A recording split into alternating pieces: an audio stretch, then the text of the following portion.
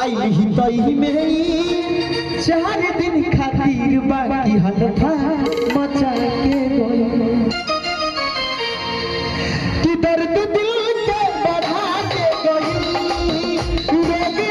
सुन लगा के गई आइली तई में 4 दिन खातिर बाकी हल्फा मचा के गई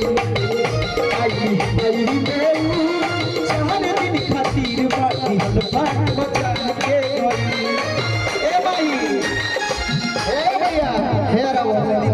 तन हाथवा हमर हाथवा में थमाओ रुक जा। और की कहां से आवेला लवन बढ़िया कहां से सोपारी बढ़िया हो किया है रमा कहां से आवेले तिलक हरूती कली हले खड़ा तिलक हले खड़ा भइले हो आहे रमा कहां से आवेले तिलक हरूती कली हले खड़ा भइले